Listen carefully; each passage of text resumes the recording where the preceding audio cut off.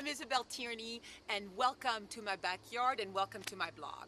So today I want to talk to you about change. So many of you remember that, when was it? About 6 weeks ago, my second daughter went to college, and I was devastated. I was devastated for 2 months before that. All summer long, I kept thinking about how I didn't want her to go, how I didn't know how I was going to survive without her. Now, I also was only going to have my husband and my son staying with me in the household, and I was thinking, how am I going to survive with two men?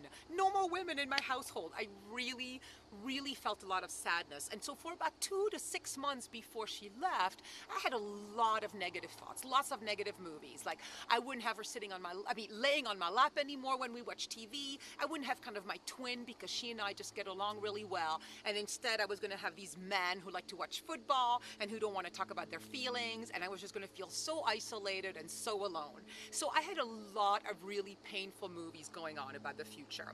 Thank you, God, because of the work I do, I kept saying to myself, hey, it hasn't happened yet. So stop making up those stories and try to be open about what actually happens when she's going to leave. So whenever I would go into my painful movie, I would stop myself and I would say, stop, she's still in the house right now, so enjoy her right now and stop making up stories. Well, she finally left, and there's no doubt that first weekend was incredibly difficult for me. Like, I cried and cried and cried and cried. But you know what's really strange? It's actually been really great in my household. It's been peaceful. We only use one trash bag like every 2 weeks. We only empty the dishwasher every 3 days.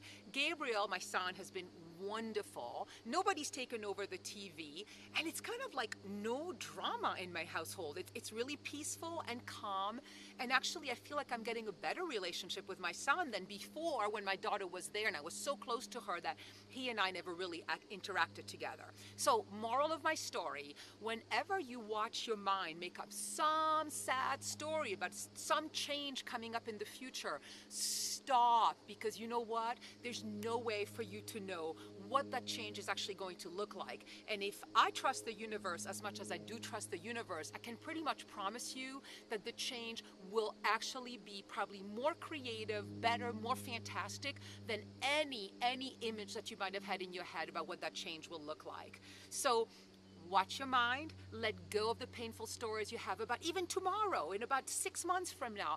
Let it go and trust that the future will actually bring you exactly what it is that you need.